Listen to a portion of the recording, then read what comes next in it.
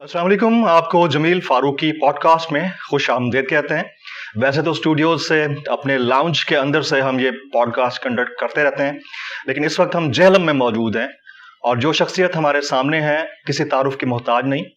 मुल्क के मारूफ engineer, engineering doctrine के नाम से मारूफ हैं और इसके साथ साथ इन्होंने पता नहीं कितने मकातब फ़िक्र इन्वर्टेड कॉमाज में और फ़िक़हों को, आप ये कह सकते हैं कि फ़िरकों को अपने पीछे लगाया हुआ है और उनके पीछे लगाने की जो वजूहात हैं वो आपके और हमारे सामने हैं। डिटेल में उनसे हम बात करेंगे। हमारे साथ मौजूद हैं इंतहाई मोहतरम जनाब इंजीनियर मोहम्मद अली मिर्ज़ा साहब। Sir, very warm welcome to the show. जज़ाकल्लाहु Khaira. ला हौला वला कुव्वता इल्ला बिल्लाह। अल्लाहुम्मा सल्लि अला मुहम्मद व अला आलि मुहम्मद।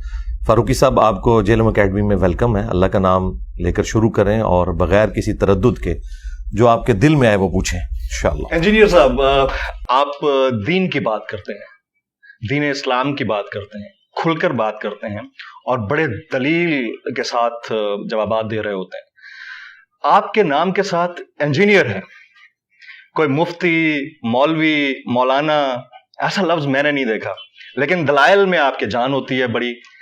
इसकी क्या वजह है? देखें, जो लफ्ज है ना इंजीनियर, वो तो मेरी मैकेनिकल इंजीनियरिंग की वजह से मैंने ऑनर्स के साथ की हुई है। उसके बाद प्रोफेशनली मैंने पाकिस्तान में एक सेंसिटिव ऑर्गेनाइजेशन के अंदर जॉब की है 15 साल तक, वहीं से मैंने रिटायरमेंट ली। तो ये तो मेरा एक प्रोफेशन। बाकी ये जो दीन के हवाले से है ये मेरा पैशन है। प्रोफेशन और पैशन में फ़र्क है और दीन हमारी बेसिक नीड भी है। मैं अपनी स्कूल लाइफ से ही किताबें पढ़ने का आदी हूँ अल्हम्दुलिल्लाह, और कॉलेज और यूनिवर्सिटी की लाइफ के अंदर मैंने मुख्तलिफ मकातब फ़िक्र के उलमा की सोहबत भी की, किताबों से भी इल्म हासिल किया और उनसे डिस्कशन से भी। लेकिन चूँकि आपको पता है कि पूरी दुनिया के अंदर जो उलमा वाला मामला है ये एक अलग से लाइन है जिसमें आप किसी ख़ास, जब तक मदरसे से फारिग ना हो तो आप अथराइज नहीं अपने साथ कोई मुफ्ती लिखने के या मौलाना या आयतुल्लाह, ये मुख्तलिफ किस्म की टर्मिनोलॉजीज यूज़ होती हैं। तो अल्हम्दुलिल्लाह मैंने लिखा भी नहीं, जो डिग्री मेरे पास है वो लिख दी है। बाकी रहा दीन का मामला, चूँकि दीन हमारी बेसिक नीड है और ये हर मुसलमान को पता है कि इल्म दीन हासिल करना हर मुसलमान मर्द औरत के ऊपर फ़र्ज है। तो वो अल्लाह का शुक्र है हासिल किया और उसे अवाम के सामने रखा रेफरेंसेस के साथ।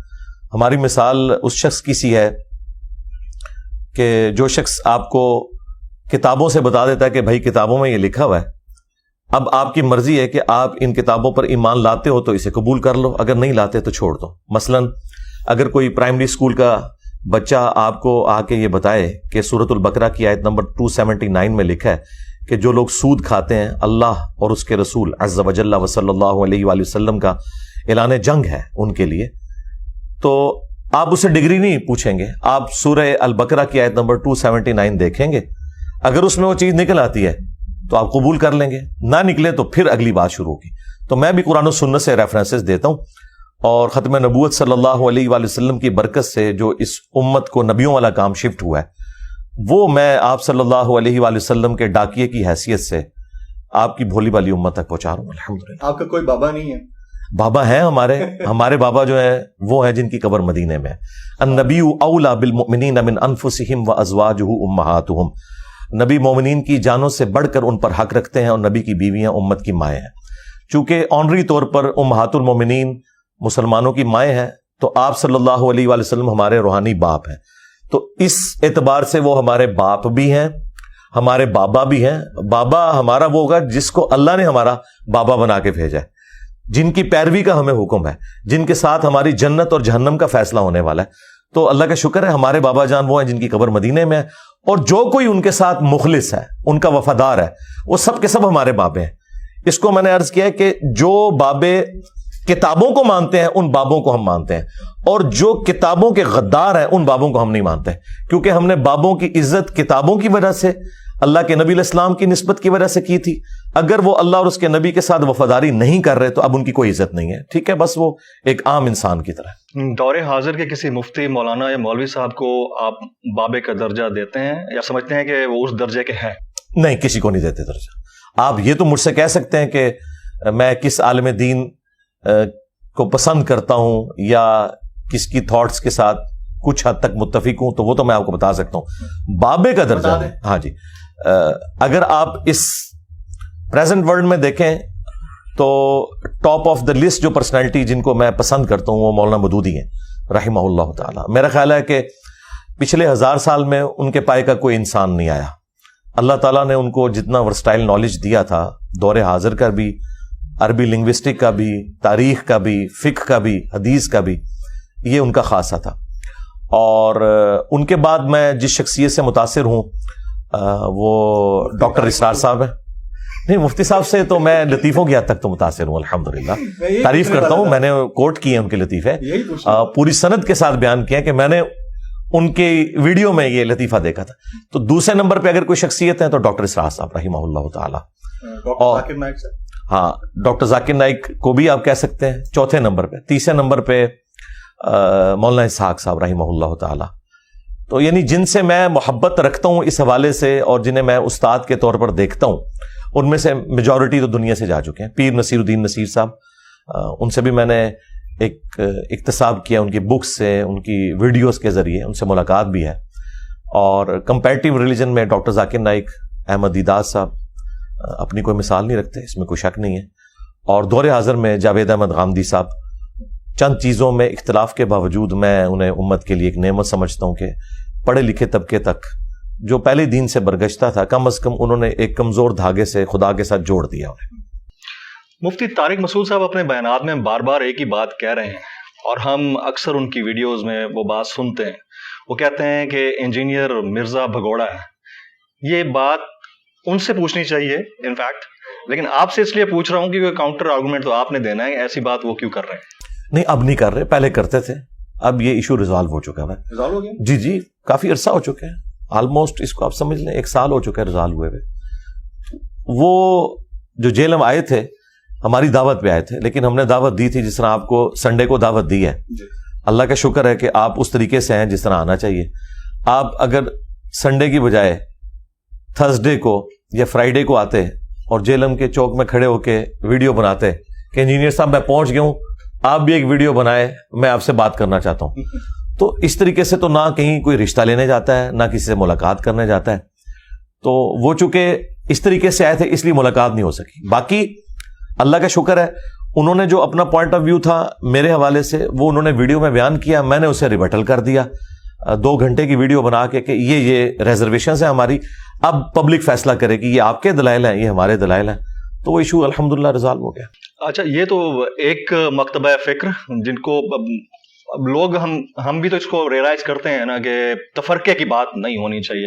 ایک اور صاحب ہیں ڈاکٹر سلمان مصباحی صاحب, انہوں نے حال ہی میں ایک تقریر کی اپنے پیر طریقت کے ساتھ بیٹھ کر, اور اس تقریر میں انہوں نے جو الفاظ استعمال کیے یقیناً وہ کلپس آپ تک پہنچے ہوں گے. جی جی, گالیاں دی انہوں نے, جی باقاعدہ کافر بھی کہا. مجھے گالیوں سے اتنا دکھ نہیں ہوا کیونکہ گالیاں تو علماء میں عموماً دی جاتی ہیں, ان کو عادت ہوتی ہے اسٹوڈنٹس کو, مریدوں کو گالیاں نکالنے کی, یہ ان کا تقیہ کلام ہے, اس میں تو میں بینیفٹ آف ڈاؤٹ دے سکتا ہوں.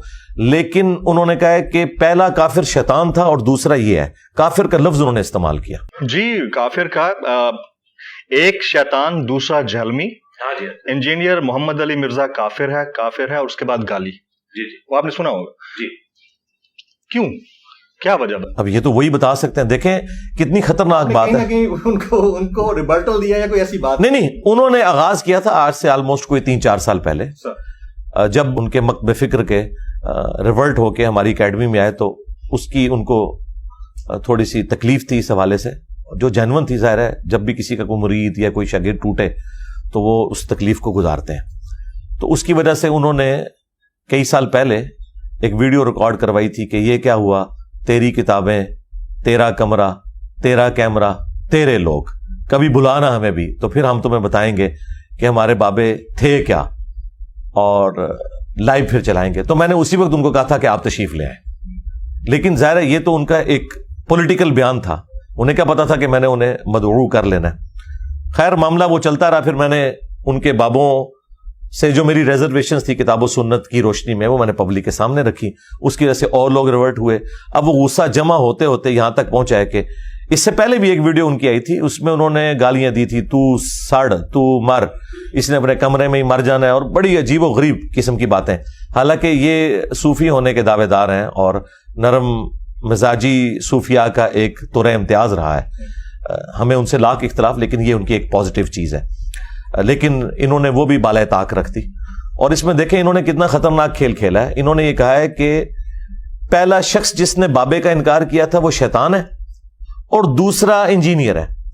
یعنی اس دوران پوری انسانی تاریخ میں جتنے لوگ پیغمبروں کے خلاف کھڑے ہوئے ہیں، فرعون، حامان، شداد، ابو جہل، ان تمام لوگوں کو انہوں نے اپنے کھاتے میں ڈال لیا ہے. مطلب اپنا بزرگ مان لیا نا. ورنہ تو کہتے ہیں کہ یہ ایک لسٹ تھی، ان میں سے تو آخری ہے. انہوں نے کہا پہلا وہ تھا، دوسرا ہی ہے. تو میں نے عرض کی تھی کہ بھائی ہم نے پیغمبر سے کوئی ٹکر نہیں لی ہے. ہم تو پیغمبر کی فیور میں آپ کے بابوں سے ٹکر لے رہے ہیں کہ آپ کے بابوں کی کتابوں کے اندر چشتی رسول اللہ، تھانوی رسول اللہ، اس طرح کی چیزیں ہیں. آپ لوگ مناظروں میں ان چیزوں کا دفاع کرتے ہیں. اپنی کتابوں سے نبی علیہ السلام کی شان میں جو یہ گستاخیاں ہوئی ہیں، کشف المحجوب میں، تذکرۃ الاولیاء کے اندر، حشر بہشت میں، سبع سنابل میں، یہ آپ نکالیں، ہمارا آپ کا جھگڑا ختم ہو جائے گا. کیونکہ ایک نبی، ایک اللہ، ایک رسول کے ماننے والے ہیں. تو ہمارا تو آپس میں کوئی اختلاف ہو ہی نہیں سکتا. اختلاف شروع ہی وہاں سے ہوتا ہے. اللہ رسول پہ تو کوئی اختلاف نہیں ہے نا. اختلاف وہاں ہوتا ہے جہاں مکاتب فکر کے لوگ اپنا بڑا کسی کو مان لیتے ہیں. تو وہ ان سے میں نے بڑے احترام کے ساتھ ڈسکشن کی تھی ویڈیو کے اندر. لیکن چونکہ ان کو غصہ ہی بہت تھا تو انہوں نے پھر اس طریقے سے نکالا. حالانکہ ہم اس کو لیگلی لے کے چل سکتے ہیں. پاکستان کے قانون میں اگر آپ کسی کو کافر کہہ دیتے ہیں تو یہ انتہائی سینسٹیو مقدمہ اس کے خلاف بنتا ہے. جی.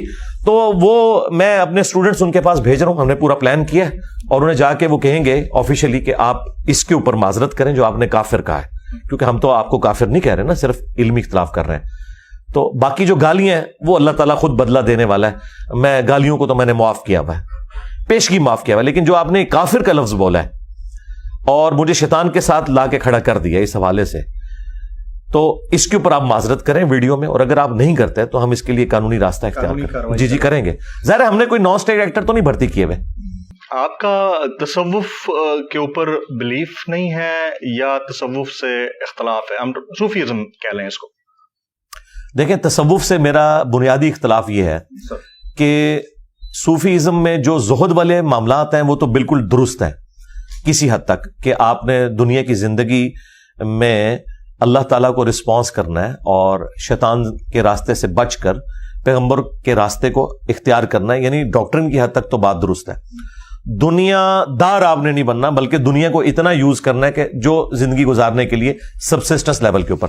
اختلاف ہمارا یہ ہے کہ یہ تصوف کے اندر انہوں نے فنا فی الشیخ، اس کے بعد فنا فی الرسول اور پھر فنا فی اللہ، یہ تین انہوں نے ٹرمز ڈیوائز کی ہوئی ہیں کہ پہلے جو آپ کا شیخ ہے نا، جو آپ کو کہہ رہے آنکھیں بند کر کے آپ اس کے پیچھے لگ جائیں، جب وہ آپ کو ڈگری دے دے گا پھر آپ نبی صلی اللہ علیہ وآلہ وسلم کی ذات میں فنا ہوں گے، پھر اللہ میں. لیکن پریکٹیکلی پوری زندگی یہ شیخ میں ہی فنا رہتے ہیں. شیخ کہتا ہے تو یہ اپنے بچے بھی قتل کر دیتے ہیں. شیخ کہتا ہے تو یہ نمازیں بھی چھوڑ کے صرف تسبیح ہاتھ میں پکڑ لیتے ہیں. شیخ ان کو قرآن و سنت کے خلاف چلاتا ہے، یہ آنکھیں بند کر کے چلاتے ہیں. جس کا سب سے بڑا ثبوت یہ ہے کہ اس وقت دنیا میں سب سے بڑا جو تصوف کا سلسلہ ہے وہ سلسلہ جنیدیہ، جو بعد میں کنورٹ ہو گیا تھا سلسلہ قادریہ میں، چونکہ شیخ عبد القادر جیلانی المتوفا 561 ہجری، وہ سلسلہ جنیدیہ میں ایک ڈومیننٹ بزرگ کی حیثیت سے بعد میں آئے، تو انہوں نے اپنے نام کے ساتھ، ان کا نام عبد القادر تھا، تو ایک قادری سلسلہ. تو یہ انٹرنیشنل سلسلہ ہے، یہ آپ کو آل اوور دا ورلڈ ملے گا. آپ سوڈان میں چلے جائیں، آپ افریقن دوسرے ملکوں میں چلے جائیں، انڈونیشیا، ملیشیا، سب کانٹیننٹ میں آپ کو ہر جگہ قادری سلسلے کے لوگ تصوف میں ملیں گے. اب سلسلہ ان کا قادری ہے. شیخ عبد القادر جیلانی رحمۃ اللہ علیہ نے اپنی کتاب غنیت الطالبین میں نماز کا وہی طریقہ لکھا ہے جو بخاری مسلم میں ہے، رفع الیدین کے ساتھ رکوع میں جاتے وقت اور رکوع سے اٹھتے وقت. جبکہ یہاں پہ جتنے قادری ہیں، چاہے وہ ڈاکٹر طاہر القادری ہوں، چاہے وہ باپا جانی الیاس قادری ہوں، یہ تو رفع الیدین سے چڑھتے ہیں. طاہر القادری صاحب تو پھر بھی تھوڑے ماڈریٹ ہیں. باقی جو ان کے اسٹرانچ قسم کے جتنے قادری ہیں وہ سارے کے سارے کہتے ہیں یہ تو مکھیاں مارنا ہے، یہ تو بغلوں میں بت رکھ کے آتے تھے تو رفع الیدین ہوتا تھا. تو ہم ان سے صرف یہ پوچھتے ہیں کہ آپ فنا فی شیخ کیوں نہیں ابھی تک ہوئے؟ آپ عبد القادر جیلانی میں فنا نہیں ہوئے ابھی تک کہ ان کی نماز کا طریقہ ہی آپ اڈاپٹ نہیں کر سکے، اور الٹا آپ اس نماز کے طریقے کو غلط سمجھتے ہیں. تو جس شیخ کی نماز ہی غلط ہے اس شیخ سے آپ نے اور کیا لینا. لیکن حقیقتاً یہ ہے کہ ان کے شیخ کی نماز درست ہے، ان کی نماز جو ہے سنت سے ثابت نہیں ہے. 11ویں شریف عبد القادر جیلانی کی طرف انہوں نے منسوب کی ہوئی ہے، لیکن 11ویں کے اوپر صرف لنگر پکا کے کھاتے ہیں. ان کی کتاب سے نماز کا طریقہ نہیں پبلک کو بتا سکتے. کچھ بھی حالات ہو جائیں اس چیز سے تو ہم ڈینائی بہرحال نہیں کر سکتے کہ جو دلیل آپ دے رہے ہیں اس کے اندر وزن ہوتا ہے. میں نے کئی ویڈیوز آپ کی دیکھی. ریسرچ آپ خود کرتے ہیں یا آپ نے کوئی ریسرچر رکھا؟ دیکھیں ریسرچر تو نہیں رکھا. ریسرچر کوئی ہوتا تو کوئی ایک آدھ انجینئر اور بھی پروڈیوس ہو جاتا. یہ دنیا میں اتنی ہلچل مچی ہوئی ہے تو کس وجہ سے مچی ہے؟ دیکھیں اللہ تعالیٰ نے مجھے غیر معمولی صلاحیت دی ہے انجینئر ہونے کی وجہ سے کمپیریٹیو اسٹڈی کرنے کی. انجینئرنگ یونیورسٹی میں بھی میں نوٹس خود بنایا کرتا تھا. آج تک میرے نوٹس چلتے ہیں میکینیکل انجینئرنگ میں. تو یہ کمپیٹنسی میں نے یونیورسٹی سے حاصل کی. اس کے بعد دین کو تو میں پیرلل میں اسٹڈی کر رہا تھا. مجھے اللہ تعالیٰ نے اتنا حوصلہ دیا ہے کہ میں تمام مکاتب فکر کی بکس کو ان کے علماء کی تحقیقات کو اسٹڈی کرتا ہوں. پھر ان کے جو بڑے علماء ہیں ان کی ویڈیوز کو دیکھتا ہوں. پھر ایک دوسرے کے خلاف جو یہ لکھتے ہیں وہ بھی پڑھتا ہوں. اور آخر میں قرآن و سنت سے دلائل کو ویریفائی کرتا ہوں کہ کس کی کون سی بات قرآن و سنت کے مطابق ہے اور کون سی نہیں ہے. اب یہ کام باقی مکاتب فکر کے لوگ نہیں کر سکتے. اس کی وجہ یہ ہے کہ ایک بریلوی اسکول آف تھاٹ کا جو مدرسہ ہے اس میں صرف بریلویت سے ریلیٹڈ چیزیں پڑھائی جاتی ہیں. انہیں دیوبند اور اہل حدیث اور اہل تشیع سے متعلق صرف نیگیٹو باتیں بتائی جاتی ہیں. لڑائی ہو جائے گی. ہاں لڑائی ہو جائے گی. ہاں اچھا. اسی طریقے سے دیوبند اور اہل حدیث جو ہیں ان کو مخالفین کی کمزوریاں بتائی جاتی ہیں, اپنی کمزوریاں نہیں بتائی جاتی. میں جو کہ سب کو سنتا ہوں, ایک دوسرے کے خلاف بھی تقریر سنتا ہوں, پھر ان کا اپنا بھی پوائنٹ آف ویو سنتا ہوں. دیکھیں جب تک آپ ایک اہل حدیث سے نہیں پوچھتے جا کے کہ تم اماموں کے گستاخ ہو یا نہیں, تو وہ آپ کو بتائے گا بھی میں اماموں کا گستاخ نہیں ہوں. میں کہتا ہوں کہ حدیث کے مقابلے پہ امام کا قول نہیں لیا جائے گا, تو بات تو ٹھیک کر رہے ہیں. لیکن بریلوی دیوبندی کہتے ہیں یہ اماموں کے گستاخ ہیں, یہ ان کو گالی دے رہے ہیں. اسی طریقے سے بریلوی اور دیوبندی اگر حیات النبی کا کوئی عقیدہ رکھے میں تو اہل حدیث کا کام ہے ان سے جا کے پوچھیں کہ بھئی آپ اس سے مراد کیا دنیا والی حیات لے رہے ہیں یا آخرت کی لے رہے ہیں؟ کیا آپ نبی اسلام کے بارے میں یہ عقیدہ رکھتے ہیں کہ وہ دنیا سے گئے ہی نہیں ہیں؟ جب تک ان سے کلیریفائی نہیں کریں گے, صرف چند ایک چھوٹے درجے کے علماء کی باتیں اٹھا کے ایک دوسرے کے اوپر چڑھ دوڑنا, میں ایسا نہیں کرتا. پوری ورکنگ کرتا ہوں کمپیریٹیو اسٹڈی کے بعد. جہاں مجھے کوئی ایمبیگوٹی آتی ہے میں بڑے علماء سے رابطہ کر کے ان چیزوں کو کنکلوڈ کرتا ہوں. تو میں نے تو آلموسٹ اپنی زندگی کے آپ سمجھ لیں 25-30 سال اسی کام میں لگائے. تو آلموسٹ 15-20 سال لگانے کے بعد میں اس ہاٹ سیٹ پہ آ کے بیٹھا ہوں. اللہ کا شکر ہے ہمارے دلائل پبلک کے سامنے, کوئی چیلنج کرے کہ یہ نہیں لکھا ہوا, ایک چیز ثابت ہوتی ہے. آپ نے نہ صرف مختلف مکاتب فکر کے لوگوں کو اپنا دلائل کی وجہ سے مخالف بنا لیا, بلکہ سیاستدانوں کو بھی بنا لیا. اور حال ہی میں کچھ میں نے آپ کی ویڈیوز دیکھی جس میں آپ نیک اور ایماندار سیاستدانوں میں سے کسی ایک کی تعریف کر رہے تھے, میں نام نہیں لینا چاہوں گا. اس کے بعد آپ کو شدید ہزیمت کا بھی سامنا کرنا پڑا اسٹیٹ لیول کے اوپر, حکومتی سطح کے اوپر. تو کیوں نہیں بولنے دیا جاتا جب آپ کسی کو دیکھتے ہیں کہ وہ ایماندار ہے اور اس کی بات کرنی چاہیے؟ میرا خیال ہے ڈیموکریٹک ویلیوز کو فالو کرنا ضروری ہے, جو کہ جب ہم نے اپنے ملک کا نام اسلامی جمہوریہ, خان صاحب, جی میں سمجھ گیا ہوں, خان صاحب کی بھی میں نے تعریف کی تھی اور سراج الحق صاحب کی بھی کی تھی. ہاں جی. تو میں جس کی بھی پازیٹیو چیز دیکھتا ہوں, میں نے شاید خاقان عباسی کی بھی تعریف کی ہے. میں اس وقت تعریف کرتا تھا خاقان عباسی صاحب کی جب پی ٹی آئی والوں کو برے لگتے تھے. اب تو ان کی باتیں پی ٹی آئی والوں کو بھی اچھی لگنی شروع ہو گئی ہیں, کیونکہ مجھے پتا تھا کہ یہ بندہ دل سے بولتا ہے. اسی طریقے سے نواز جو وہ کھوکر صاحب, مصطفیٰ نواز کھوکر, میں ان کا فین ہوں کہ دلیر آدمی ہے اور جس بات کو صحیح سمجھتا ہے بڑے دلیل کے ساتھ وہ بندہ رکھتا ہے. میرا خیال ہے جب تک ہمارے اندر یہ حوصلہ نہیں ہے نا کہ ہم اپنے مخالفین کی بات کو سن کر دلائل کے ساتھ اپنی اصلاح نہیں کرتے, ہم نے ایک قدم بھی اس ملک کو آگے نہیں لے کے جانا.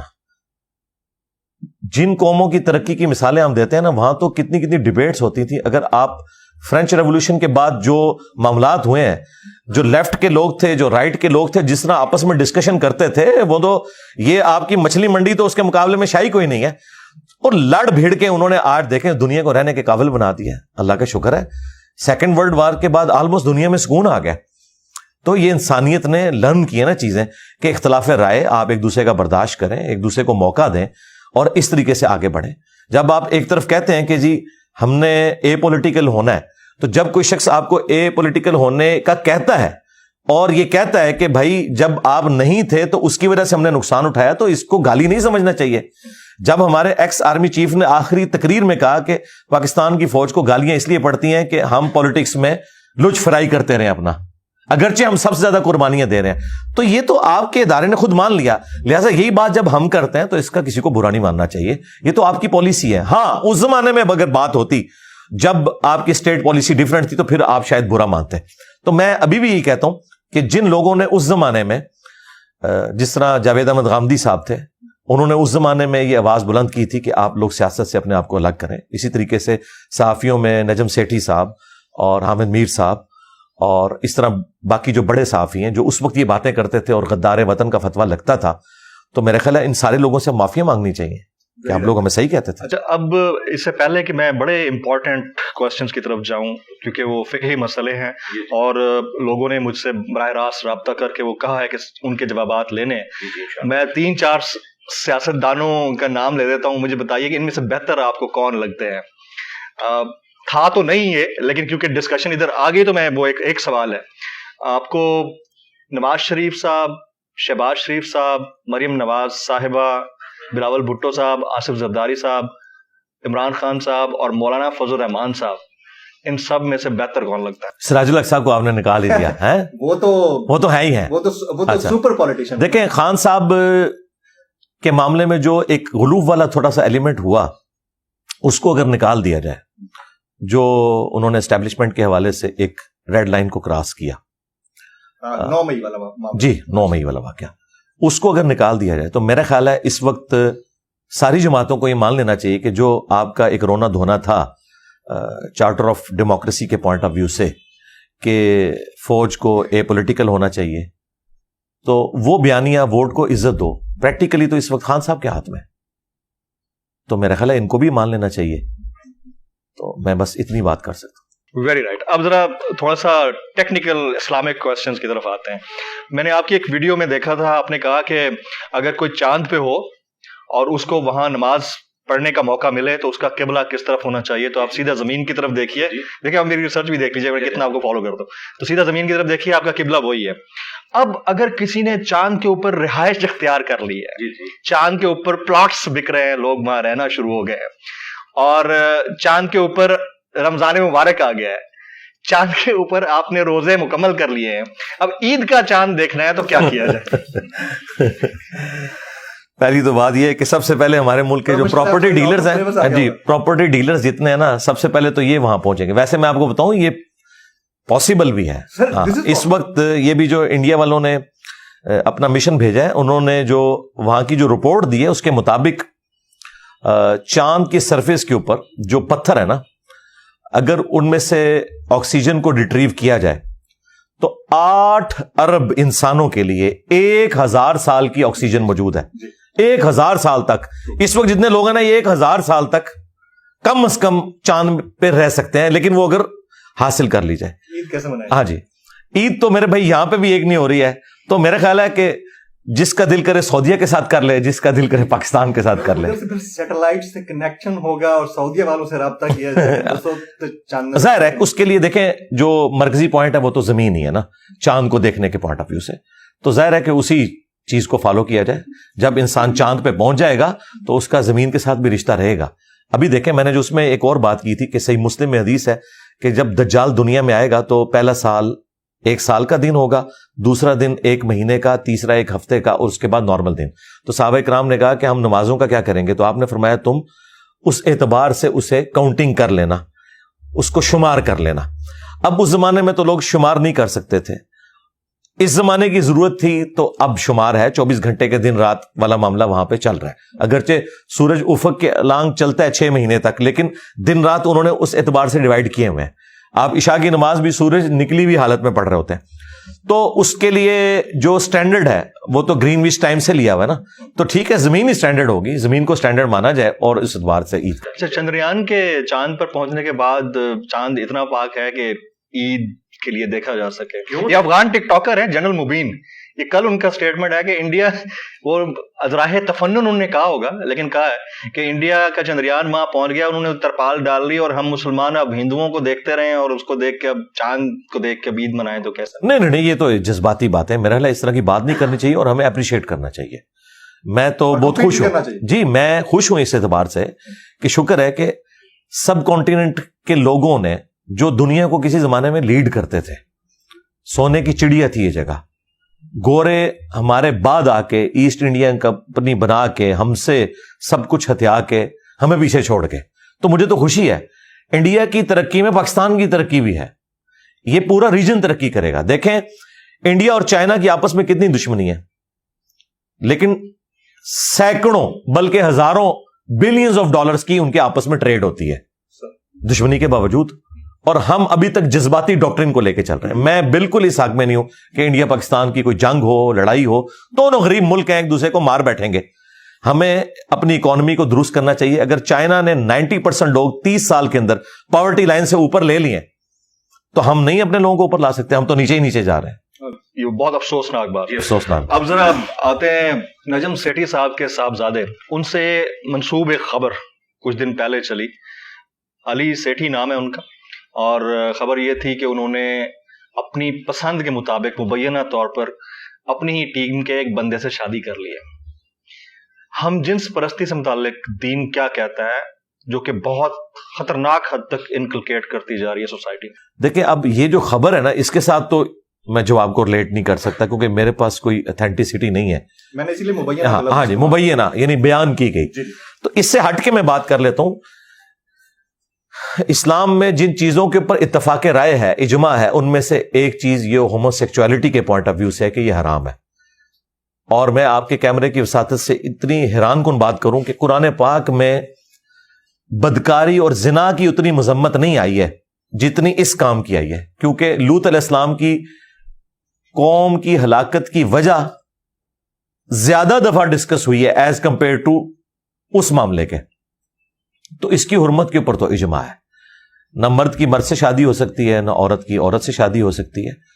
ज़ाहिर है ये इंसानियत का पूरा सिस्टम मर्दों औरत की वजह से चल रहा है, एक खानदानी निज़ाम की वजह से।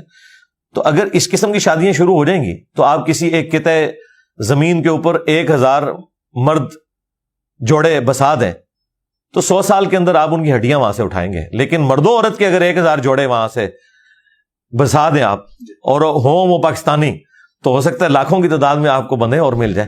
तो इंसानियत चल रही इसी बरकत से है।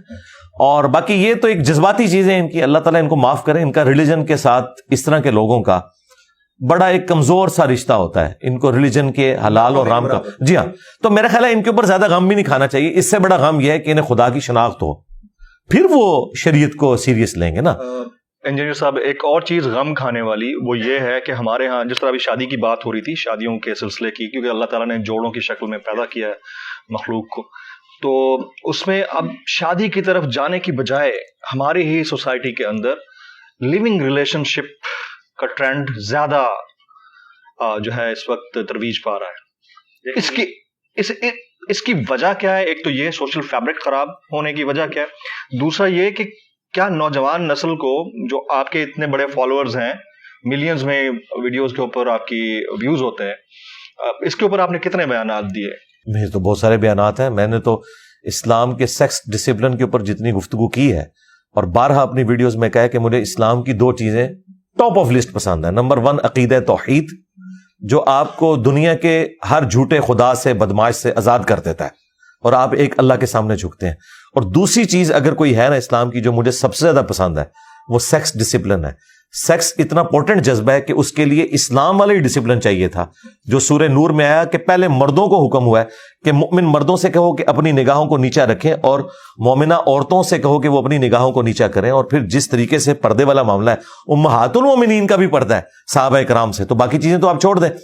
तो ये वाकई डिजर्व करता था। फ्राइड ने तो अभी आके ये बात की ना कि सबसे इंपॉर्टेंट जज्बा जो है वो सेक्स है। कुरान पाक तो सूरह अल इमरान में पहले ही कह रहा है, ज़ुय्यिना लिन्नासि हुब्बुश शहवात मिनन निसा। पहले नंबर के ऊपर जो दुनिया में मुज़य्यन की गई चीजें हैं उनमें से ये सेक्स एक इंपॉर्टेंट जज्बा है। बाकी इसकी वजह क्या है? इसकी वजह अगर सबसे बड़ी कोई है ना तो हमारा मीडिया जी। मीडिया जो ग्लैमराइज करके चीजों को दिखा रहा है, जिनका प्रैक्टिकल लाइफ से कोई ताल्लुक नहीं है। प्रैक्टिकल जिंदगी बहुत मुश्किल है जिस तरह की जिंदगी ये लोग दिखा रहे होते हैं। देखें, जब हम लोग छोटे छोटे थे ना, उस वक्त जो ड्रामे लगते थे ना, उनसे मॉरल लेसन मिलते थे। अंधेरा उजाला था, धुआं, गेस्ट हाउस बड़ा अच्छा एक ड्रामा था, और उसके अलावा आगोश बहुत अच्छा ड्रामा था, और अशफाक साहब का मन चले का सौदा। یعنی آپ کچھ لے کے نکلتے تھے اس میں سے. آرٹ بھی لگائیں تو آپ کو لگے گا کہ یہ ڈرامے ہوا کرتے تھے. اور انٹرٹینمنٹ بھی اگر ہوتی تھی 50-50, آرٹ بھی اس کے مقابلے کا کوئی پروگرام نہیں ہے. کوئی ولگر چیز نہیں ہوتی تھی, اس کے باوجود ہر طرح کا میسج بھی ڈلیور ہو جاتا تھا. اور آپ دیکھیں اس وقت سڑکیں ویران ہو جایا کرتی تھی. 8 سے 9 جب ڈرامہ لگتا تھا سڑکیں ویران ہو جاتی تھی. بانو قدسیہ کا ڈرامہ آ رہا ہے, جی, اشفاق احمد کا ڈرامہ, جی ان کا آ رہا ہے. اور لوگ اتنے شوق سے, بلکہ چند گھروں میں ٹی وی ہوا کرتے تھے, لوگ ان گھروں میں جمع ہوتے تھے اور ڈرامہ دیکھتے تھے. اب یہ جو ڈرامے دکھا رہے ہیں یہ تو اس زمین کی مخلوق ہی نہیں ہے. یہ پاکستان کیا دنیا کے معاشرے کا بھی 0.0001% لوگ ہیں جن کی زندگی یہ دکھا رہے ہیں. اس کا عام بندے کی زندگی کے ساتھ تو کوئی تعلق ہی نہیں. چند ایک آپ کہہ سکتے ہیں کہ کوئی ڈرامے ایک اچھے ہیں, ادروائز تو مطلب اس وقت جو ڈرامے ہیں تو ڈرامہ بازی لگائی ہوئی ہے. یوٹیوب اور دیگر سوشل میڈیا ایپس, ان کی ارننگ حلال ہے حرام؟ ہمارا تو پوائنٹ آف ویو اس میں یہ ہے کہ جو ایڈز شریعت کے مطابق ہیں ان کی کمائی حلال ہے, اور جو ایڈز شریعت کے مطابق نہیں ہیں ان کی کمائی حرام ہے. کون سے ایڈ شریعت؟ مثال کے طور پر اگر آپ شراب کی مشہوری کا ایڈ چلاتے ہیں تو اسلام میں تو جامع ترمذی میں واضح حدیث ہے, شراب نکالنے والا, شراب بیچنے والا, خریدنے والا, اسے لوڈ کرنے والا سواری پہ, ان لوڈ کرنے والا, 10 طرح کے لوگوں کے اوپر نبی علیہ السلام نے لعنت فرمائی ہے. تو ظاہر ہے کہ اس کی ایڈورٹیزمنٹ بھی حرام ہوگی. ہاں, صابن ہے, شیمپو ہے, اس کا استعمال حلال ہے. چکن ہے, یہ وہ چیزیں جن کے استعمال ہماری بیسک نیڈز میں آتا ہے, ان کی اگر ایڈورٹیزمنٹ ہو, اور اس میں بھی ہم تو جے پی جیز جو امیجز ہیں ان تک قائل ہیں. ویڈیوز کے اندر تو یہ شیونگ بلیڈ کے اشتہار کے اندر بھی لا کے عورت کو داخل کرتے ہیں جو تک ہی کوئی نہیں بنتا. تو اب وہ منظر جو عام حالت میں اسلام نے سیکس ڈسپلن کی وجہ سے دیکھنا حرام قرار دیا ہے, وہ ویڈیو میں آپ چلائیں اور پھر کہیں کہ اس سے انکم حاصل کریں, تو ظاہر ہے کہ اس کو میں جسٹیفائی تو نہیں کر سکتا. اسی لیے دیکھیں مفتی تقی عثمانی صاحب کا بھی فتویٰ آ چکا ہے کہ جائز نہیں ہے, بالکل, لیکن کیٹاگوریکلی حرام نہیں ہے. اگر یہ تمام جو حدود و قیود ہیں ان کے آپ کنسٹرینٹس کا خیال رکھیں تو پھر اس کے اوپر کوئی. لیٹ می ریفریز مائی کوسچن. ایک تو ہے اس کی کمائی, ایک ہے اس سسٹم کے اندر رہتے ہوئے ان ایپس کے اوپر موجود رہنا. کیا وہ موجودگی پاک ہے یا ناپاک ہے؟ نہیں, موجودگی تو رکھیں گے. دیکھیں, چھری سے بندہ بھی مار سکتے ہیں, سبزی بھی کاٹ سکتے ہیں, چھری کو آپ کیسے حرام کہہ سکتے ہیں, اس کی خرید و فروخت کو. اسی طریقے سے جو آپ کے گیجٹس ہیں ان کا استعمال پازیٹیو بھی ہے, نیگیٹو بھی ہے. آپ اس طرح کیٹاگوریکلی تو نہیں کہہ سکتے کہ چونکہ زیادہ نیگیٹو استعمال ہے تو حرام ہو جائے گا. شریعت میں کسی چیز کو حرام کہنے کے لیے آپ کے پاس محکم دلائل چاہیے. دیکھ لیں ہمارے علماء کل تک ویڈیو کیمرے کو حرام کہتے تھے, پھر آہستہ آہستہ انہوں نے کہا نہیں بہتر ہے بچیں لیکن حرام نہیں ہے. پھر انہوں نے کہا کہ مباح ہے, نہ گناہ ہے نہ ثواب ہے. پھر آہستہ آہستہ کہا نہیں اگر استعمال کریں تو یہ صدقہ جاریہ آنے والی نسلوں کے لیے کہ آپ کی ویڈیوز ریکارڈ ہوں گی. اور آج کہہ رہے ہیں واجب اور فرض ہے, اس کے بغیر یہ سٹارٹ ہی نہیں ہوتے. اور اپنے ٹی وی چینلز بنا لیے ہیں ان لوگوں نے. اب دیکھیں یہ جو الیاس قادری صاحب ہیں مدنی چینل والے, ہمارے ایکس مرشد رہے ہیں. ہم جب اسٹوڈنٹ لائف میں تھے تو ہمارے جتنے سینئرز تھے انہوں نے اپنے گھروں میں ٹی وی توڑ دیے تھے ہاکیاں مار کے کہ یہ نبی الاسلام کا دشمن ہے. آج ان کے مدنی مراکز کے اندر بڑی بڑی LED لگی ہوئی ہیں. جی جی. ہاں, تو میں نے پھر یہ ریکویسٹ کی تھی کہ آپ اپنے ماننے والوں کو بتائیں کہ جو نبی الاسلام کا دشمن تھا اب اس کی نبی سے دوستی ہو چکی ہے اتنی کہ وہ ہماری مسجد میں آ گیا. یہ بتائیں. ایک کتابچہ ویسے انہوں نے لکھا, جی ایک کتابچہ انہوں نے لکھا کہ میں پہلے ویڈیو کیمرے والے معاملے کو حرام سمجھتا تھا لیکن اب جائز سمجھتا ہوں. یہ انہوں کی ایک نیکی ہے کہ انہوں نے کی ہے, لیکن اسے ذرا کھول کر بیان کرنا چاہیے تھا کہ جو آپ پرانے خواب بیان کیا کرتے تھے کہ جی ٹی وی جب گھر سے نکالا تو نبی الاسلام کی زیارت ہوگی, تو آپ نے تو مسجد میں لا کے ٹی وی داخل کر دی ہے. وہ پھر خواب جھوٹے تھے یا آپ اب جھوٹے ہو چکے میں؟ سر کیونکہ اب مدنی چینل کی بات ہو رہی ہے اور اسی مکتبہ فکر کی بات ہو رہی ہے تو ایک تراشا آج کل بڑا وائرل ہو رہا ہے اور اس تراشے کے اوپر لکھا ہوا ہے پیٹرول میں برکت کا روحانی علاج. سورۃ الکوثر 7 بار پڑھ کر موٹر سائیکل کی ٹنکی کے اوپر دم کریں, انشاءاللہ عز و جل پیٹرول میں برکت ہوگی اور آپ لمبا سفر طے کریں گے. اس کے اوپر آپ کے کامنٹس؟ اس پہ میرے کامنٹس یہ ہیں کہ اسی قسم کی حرکتوں نے ہماری ینگ جنریشن کو دین سے برگشتہ کر دیا ہے.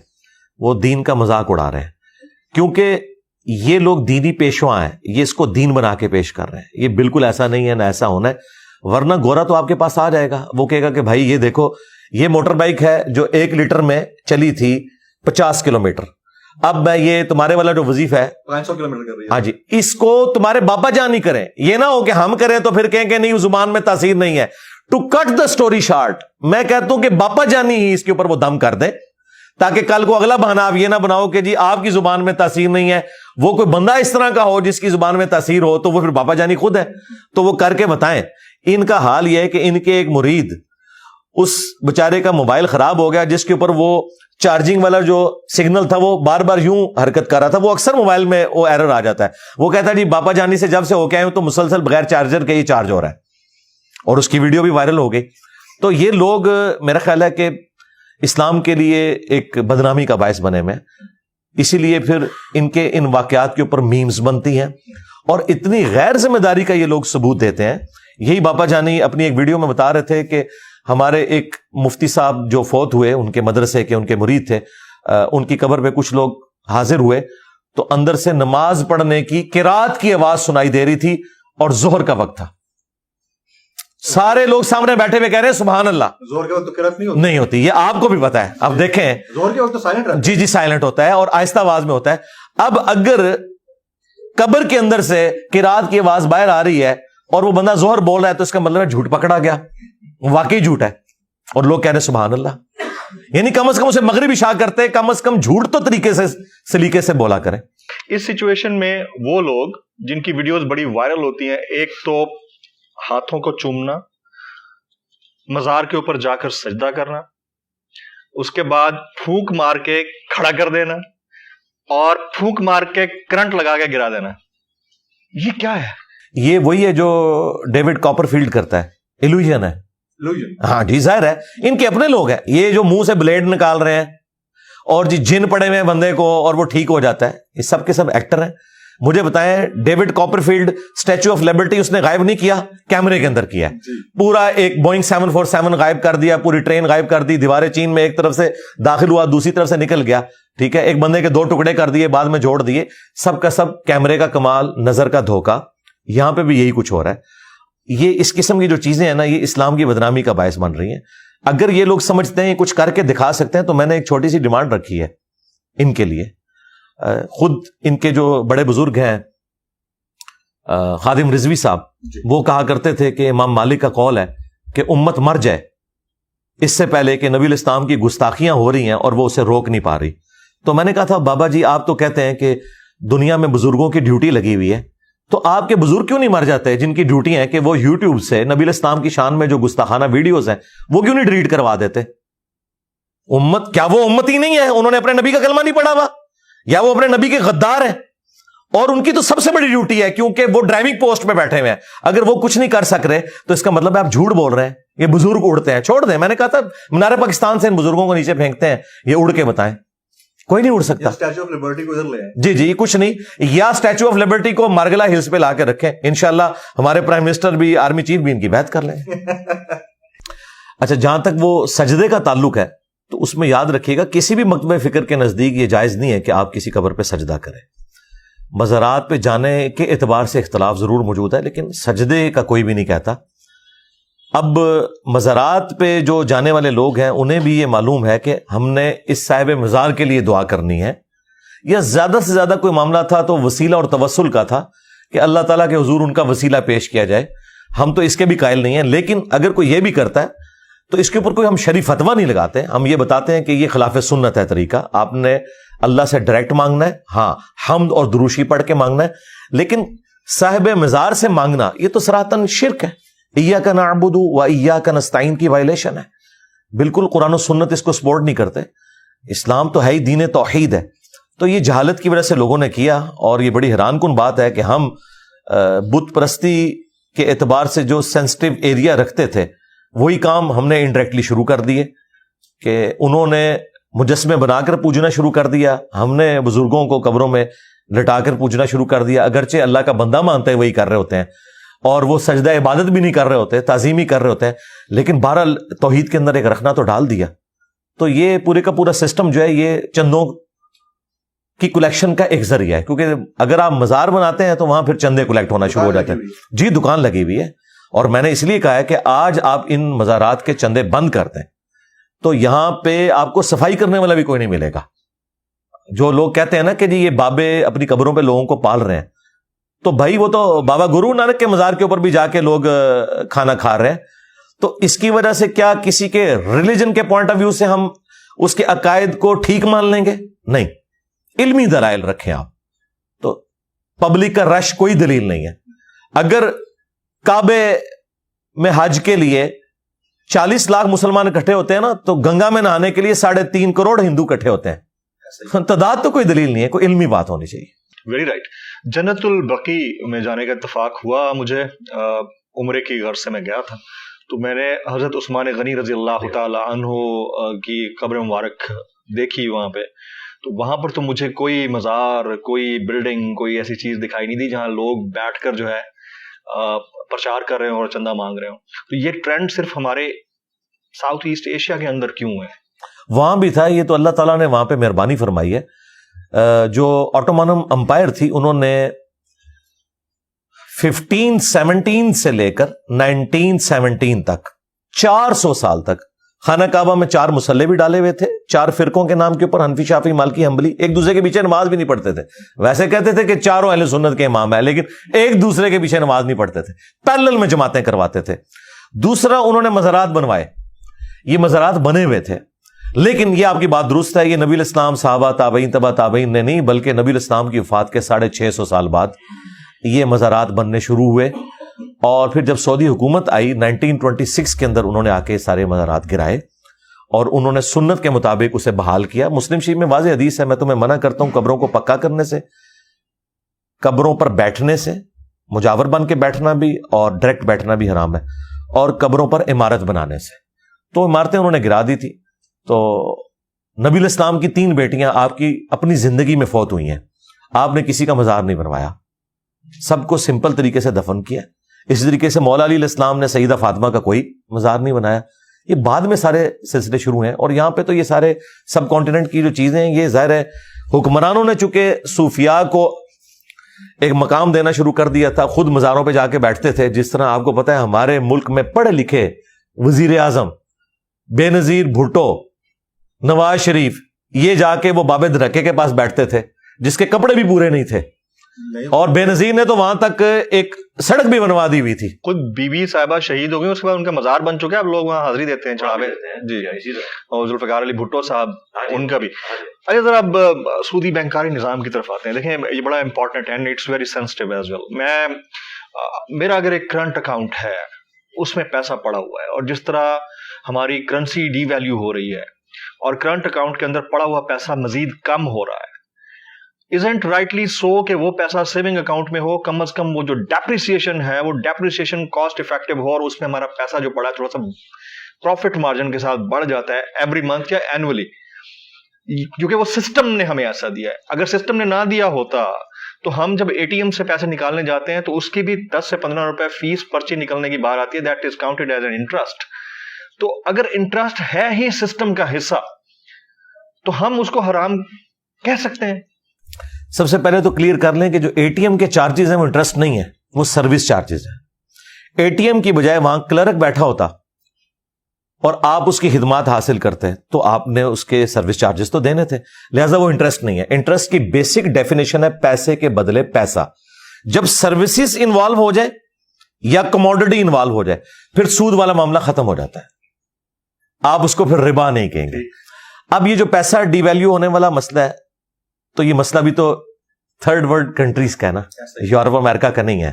اچھا, کتنی حیران کن بات ہے کہ ہمارے جو وائزین ہیں وہ حکمرانوں کو خوش کرنے کے لیے کہ کہیں کسی کے اندر کوئی تڑپ نہ پیدا ہو جائے سسٹم کو چینج کرنے کی, وہ ہمیں میٹھی نیند سلا دیتے ہیں یہ کہہ کے کہ آپ کو گناہوں کی سزا مل رہی ہے. یہ قیامت کی نشانی ہے یار, قیامت کی ساری نشانیاں پاکستان میں پوری ہونی ہے. یورپ امریکہ تو اوپر جا رہا ہے, وہاں تو قیامت کی کوئی نشانی پوری نہیں ہو رہی. یہ سب کے سب ڈرامہ بازی ہے. یہ ہمیشہ سے یہ علماء سو حکمرانوں کو اس طرح کی فیول کرتے رہتے ہیں, ان کو اٹھاتے رہتے ہیں تاکہ عوام جو ہے نا وہ میٹھی نیند سوئی رہے.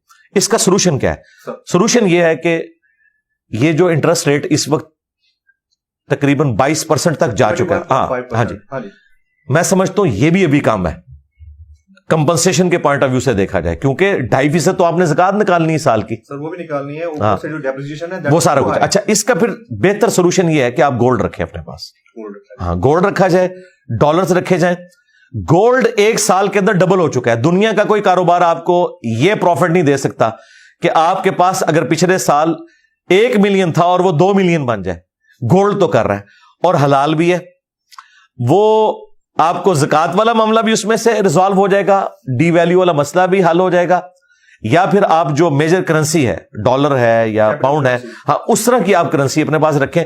लेकिन फिर भी हम ये अलाउ नहीं करेंगे। उसकी वजह यह है कि अगर किसी शख्स की वक्त पे शादी नहीं हो रही तो हम उसे बदकारी तो अलाउ नहीं कर सकते, उसे हम रोजे रखने का मशवरा देंगे जो हमारे नबी ने दिया है। बुखारी मुस्लिम में हदीस है, ऐ नौजवानों के गिरोह, जिसमें इस्तिताअत हो, यानी वो फाइनेंशियली सपोर्ट कर सकता हो फैमिली को, तो वो निकाह कर ले, क्योंकि निकाह करना आंखों को नीचा रखता है और तुम्हारी शर्मगाह की हिफाजत और इफ़्फ़त और इस्मत की हिफाजत का जरिया है।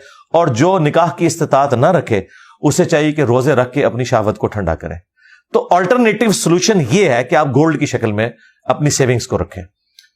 अब आ जाते हैं जरा अज़ाब कब्र, जो हमने बातें सुनी हैं। देखें, हमारा अक्सर जो फेथ है वो डेवलप ऐसे होता है जो हमें फैमिली से मिला है, और ये फॉर्चुनेट कहें अनफॉर्चुनेट करें, बहरहाल इसको फॉलो करना पड़ता है। अज़ाब कब्र और रोज़े महशर पे होने वाले हिसाब के दरमियान क्या फ़र्क है और इसको किस तरह से समझा जाए? देखें, इस्लाम की रूह से कुरान हकीम में अल्लाह तबारक व तआला ने अपने जो मुजरिमीन हैं उनके लिए अजाब की 4 किस्तें बयान की हैं। सबसे पहली किस्त आई है सूरह अस-सजदा के अंदर कि हम दुनिया की जिंदगी में भी इन्हें कुछ तकलीफ देंगे ताकि ये हमारी तरफ पलट आए। उसके लिए अजाब का लफ्ज इस्तेमाल हुआ, यानी तकलीफ। तो पहली अजाब की किस्त दुनिया में आती है ताकि आप अल्लाह की तरफ पलट आए। वो अल्लाह ताला आपको एक मौका प्रोवाइड करता है। अगर आपने वो अवेल ना किया तो फिर अब दूसरी किस्त आनी है। वो है सूरह अल माइदा में, सूरतुन निसा में, सूरतुल अनाम में और सूरतों में, कि जब बागी लोगों की मौत का वक्त करीब आता है तो कुरान में है कि फरिश्ते उनके मुंह और पीठों के ऊपर हथौड़े मारते हैं और कहते हैं निकालो जान अपनी। ये दूसरी किस्त है जो अजाब की हर एक बंदे को आनी है। तीसरी किस्त है जो कब्र वाली है। कब्र तो एक इस्तारा है, असल में ये बरज़ख है, अनसीन बैरियर। वो मट्टी की ढेरी भी हो सकती है, वो समुंदर का पैंदा भी हो सकता है, वो एयर क्रैश में आपकी लाश का हवाओं में बिखरना भी हो सकता है, वो शेर का पेट भी हो सकता है। वमिन वराइहिम बरज़खुन इला यौमि युबअसून, सूरतुल मोमिनून की आयत नंबर 100 है। इनके मरने से लेकर क़यामत तक अनसीन बैरियर है। चूंकि उम्मन कब्र में दफन किया जाता है इसलिए कब्र की बात होती है, वरना यह बरज़ख है, अनसीन बैरियर। इसका जिक्र भी कुरान में मौजूद है सूरतुल मुमिन में, जिसे सूरह गाफिर कहते हैं, कि फिरौनी सुबह शाम आग पर पेश किए जाते हैं और फिर जब आखिरत का दिन आएगा तो बड़ी आग पे पेश किए जाएंगे। तो ये तीसरी किस्त है, अजाब कब्र कह लें, अजाब बरज़ख। और चौथी किस्त है जो अल्टीमेट किस्त है, वलियाउज़ु बिल्लाहि ताला अल्लाहुम्मा अजिरना मिनन नार, वो क़यामत वाले दिन जो फैसला होना है। तो ये 4 किस्तें, चारों साबित हैं, चारों कुरान से साबित हैं। बुखारी मुस्लिम में अजाब कब्र के ऊपर अहादीस हैं। इमाम बुखारी ने बाकायदा जब सही बुखारी के अंदर अजाब कब्र से मुतल्लिक अहादीस ली हैं कि कब्र में सवालात होंगे और इसी तरीके से गुनाहगारों पर अजाब मुसल्लत होगा और नेक लोगों के लिए आसानी होगी, तो उसकी हेडिंग में उन्होंने आयत कोट की है सूरतुल मुमिन की कि फिरौनी सुबह शाम आग पर पेश किए जाते हैं। हालांकि क़यामत तो अभी नहीं आई है, फिरौनी पेश हो रहे हैं क्योंकि वो अपना अजाब काट रहे हैं। इसमें सिर्फ एक एम्बिग्विटी आती है कि एक बंदा आज से 10,000 साल पहले फौत हुआ, एक बंदा आज फौत हो रहा है, हो सकता है 500 साल बाद क़यामत आ जाए। उसने 10,500 साल कब्र में गुजारे और इसने सिर्फ 500 साल गुजारे, नहीं, ऐसा नहीं है। उसकी वजह यह कि अल्लाह ताला एक ही जगह पर मुख्तलिफ लोगों पर मुख्तलिफ हालत तारी कर सकता है, एक ही फ्रेम ऑफ रेफरेंस के अंदर। देखें, यह हमारा खुद तजुर्बा है। सख्त गर्मियों में अगर आपको मलेरिया हो, 2 रजाइयां भी उड़ा दी जाए ना, आपकी ठंड नहीं खत्म होती, और दूसरे लोग गर्मी से चीखें मार रहे होते हैं। एक ही जगह पर 2 मुख्तलिफ बंदों पर 2 बिल्कुल 180 डिग्री हालतें दुनिया में हमने तारी होते हुए देखी हैं। अल्लाह ताला चाहे तो किसी शख्स के 500 साल को उसके लिए इतना लंबा कर दे कि वो 10,000 साल के बराबर हो, اس کے اوپر وہ ٹائم اس طریقے سے گزارے. اور آج تو سائنس کی برکت سے ہمارے لیے میتھمیٹیکل ایکویشنز جو آئنسٹائن نے ڈیولپ کر کے دی, ہاں جی, المتوفا 1956 عیسوی, ان کے لیے میں نے بولا تھا حافظ اللہ بول دیتے اگر وہ زندہ ہوتے. تو آئنسٹائن نے تو یہ مسئلے حل کر دیے کہ کس طریقے سے ٹائم آپ مختلف جگہوں پر مختلف حالتوں میں گزر سکتا ہے. تو اللہ تعالیٰ تو یہ سب کچھ کرنے پر قادر ہے, اور اللہ تعالیٰ کی صفت عدل الحمدللہ جو خود اس نے اپنے اوپر واجب کی ہوئی ہے اس حوالے سے, وہ انشاءاللہ تعالیٰ اسے ایگزیکیوٹ کرے گا. یہ ہماری فیلڈ ہی نہیں ہے, ہم اس کے اوپر اجمالاً ایمان رکھتے ہیں. اور آخری بات یاد رکھیے گا, یہ عذاب قبر یا عذاب برزخ یہ فزیکل ورلڈ کی چیز نہیں ہے. اس کو آپ کیمرے میں ڈیٹیکٹ نہیں کر سکتے, آواز سے سن نہیں سکتے. یہ ہے عالم الغیب کا ایک وعدہ انسانیت کے لیے, اور یہ ہے عالم غائب. ایک ہے عالم, ایک عالم, یعنی یہ غیب کی دنیا ہے, غائب کی, علم الغیب سے تعلق رکھتی ہے چیز. فرشتے ہمارے ساتھ موجود ہیں, بخاری مسلم میں ہے کہ جہاں قرآن کی مجلس ہوتی ہے فرشتے ڈھانپ لیتے ہیں, لیکن آپ ڈیٹیکٹ نہیں کر سکتے. ہمارے ساتھ فرشتے اٹیچ ہیں, یہ ڈیٹیکٹ نہیں ہوتے. اس لیے قرآن میں ہے کہ ان الذین یخشون ربهم بالغیب, جو بن دیکھے اپنے رب سے ڈرتے ہیں, ان کے لیے مغفرت اور اجر عظیم ہے. لہذا سائنس جو ہے فزیکل ورلڈ سے تعلق رکھتی ہے. The knowledge obtained through observations and experiments. تو آبزرویشن میں فرشتہ نہیں آئے گا, ایکسپیریمنٹ میں بھی نہیں آئے گا. ہاں کئی ایسی چیزیں جو ہماری آبزرویشن میں نہیں ہے ایکسپیریمنٹ میں آتی ہیں. الیکٹرانس, الیکٹرو میگنیٹک ویوز, یہ چیزیں ہم نے دیکھی تو نہیں ہے, لیکن آبزرویشن میں اس طریقے سے نہیں ہے, لیکن انسٹرومنٹ میں ڈیٹیکٹ ہوتی ہیں. لیکن فرشتے اس طرح بھی ڈیٹیکٹ نہیں ہوں گے کیونکہ اللہ تعالیٰ نے پردہ رکھا. نہیں, اسی سے ریلیٹڈ پھر ایک اور چیز, کچھ اور چیزیں بھی انسٹرومنٹ میں ڈیٹیکٹ نہیں ہوتی. اب تو خیر ایسے انسٹرومنٹ آ گئے ہیں جس سے ان کی چال یا ان کا وہاں موجود ہونا, یعنی جنات کا, وہ ثابت ہوا ہے. بہت سارے پروگرام جس کے اوپر ہو رہے ہیں انٹرنیشنلی بھی, کہ جنات کا وجود اب بھی ہے 21ویں صدی کے اس 2023 کے اندر بھی ہے. یہ لوگ سوال کرتے ہیں. جی ہے وجود. اب جنات والا معاملہ بھی یہی ہے کہ اگر وہ کوئی ایسا سمٹم دے کے جائیں, جی ان کی فیمیلز ہوتی ہیں نا, ہاں جی فیمیلز ہوتی ہیں, تو وہ چڑیلیں ہوتی ہیں, پریاں نہیں ہوتی ہیں. فرشتوں کا اگر کوئی جینڈر ہوتا تو پریاں ہوتی, چڑیلیں ہی ہوتی ہیں زیادہ تر. تو لیکن جنات کے اندر بھی اہل ایمان بھی ہیں, ان کی جو فیمیلز ہیں ان کو آپ پریاں کہہ سکتے ہیں, باقی میجورٹی ان کے اندر باغی ہیں. جنات کا جو معاملہ ہے نا جی, اگر وہ خود کوئی سگنل دے دیں, انسانی شکل میں بھی آ سکتے ہیں, اسی طریقے سے کسی جانور کی شکل میں بھی آ سکتے ہیں. یہ تو احادیث موجود ہیں بخاری مسلم میں. جب تک وہ خود سگنل نہ دیں آپ اس کو اس طریقے سے ڈیٹیکٹ نہیں کر سکتے. وہ میں دیکھتا رہتا ہوں پروگرام, الیکٹرو میگنیٹک ویوز کے ذریعے وہ اس کو ڈیٹیکٹ کرتے ہیں کہ جی یہاں پہ کچھ ہوا. وہ جنات کے اثرات کی وجہ سے ہو سکتا ہے کہ ایسا ہو. باقی فی نفسی جن کو ڈیٹیکٹ کرنا ابھی تک ہمارے علم میں تو کوئی ایسی چیز نہیں آئی ہے. باقی چونکہ قرآن و سنت نے اس کے حوالے سے کوئی اس طرح کی گائیڈ لائنز ہمیں نہیں دی ہیں کہ یہ کوئی غائب سے تعلق رکھتی ہیں چیزیں. غائب سے جو چیز تعلق رکھتی ہے نا وہ فرشتے ہیں, عذاب قبر ہے اور آخرت ہے. اس میں جنات کا ذکر نہیں. عین ممکن ہے کہ ایسے انسٹرومنٹ بن جائیں کہ آپ جنات کو ڈیٹیکٹ کر لیں, یہ پاسبل ہے. یہ علم غیب سے تعلق نہیں رکھتی چیز. رائٹ. بہت سارے واقعات میرے ساتھ بھی ہو چکے ہیں. کبھی انشاءاللہ نشست نیکسٹ رہی تو میں اس کے اوپر اسپیشلی آپ کے ساتھ ڈسکس کروں گا کہ میرے ساتھ جو ہیپننگ ہوئی ہے, کیونکہ کچھ ہانٹڈ پلیسز ہوتی ہیں, وہ میں آپ کے ساتھ کبھی ضرور شیئر کروں. آپ کے ساتھ جو کچھ ہوا وہ تو ہم نے ٹی وی میں دیکھا تھا. وہ جنات نہیں, اچھا خلائی مخلوق تھی. ٹھیک ہے. اب خواتین, یہ کاٹنا نہیں اس میں سے, یہ میرا سینس آف ہیومر ہے. یہ جائے گا, یہ جائے گا ایز اٹ از جائے گا. ٹھیک ہے, ہم آپ سے پوچھ کے آپ کو دکھائیں گے پرومو والے. اچھا جی, طلاق کی شرح میں مسلسل اضافہ ہو رہا ہے پاکستان, اور اب اس حد تک ہو گیا کہ بچیاں جاتی ہیں شادی کے لیے تو وہ ظاہر ہے مردوں کا بھی عمل ٹھیک نہیں ہوگا, کہیں نہ کہیں ان کی بھی غلطی کمی کوتاہی ہوگی, لیکن یہ فیشن بن چکا ہے کہ ڈیورس ہو گئی ہے تو اس کو بڑا فخر سے پیش کیا جاتا ہے, میں نے جان چھڑا لی. یہ کس طرح کا, یہ شریعت کیا کہتی ہے اس سے؟ دیکھیں جی, شریعت تو یہ کہتی ہے, ابو داؤد میں حدیث ہے کہ حلال چیزوں میں اللہ تعالیٰ کو سب سے ناپسند طلاق ہے. حلال اس لیے کہ بعض اوقات جینوئن ضرورت ہو جاتی ہے, یعنی مرد جو ہے بالکل ظالم ہے, عین ممکن ہے کہ روئی نکال رہے اس بیوی کی, اسے اتنا مارے قتل کرتے, یا وہ نہ مرد ہے, اس طرح کا بھی ایشو ہو سکتا ہے. طلاق اتنا سینسٹیو ایشو ہے کہ صحیح مسلم میں حدیث ہے کہ شام کے وقت شیطان جو ہے وہ روزانہ میٹنگ کال کرتا ہے اور اس کا تخت پانیوں پہ لگا ہوا ہے, جو بعض ماڈرن اسکالرز نے کہا کہ عین ممکن ہے یہ برمودا ٹرائنگل پہ لگا ہو.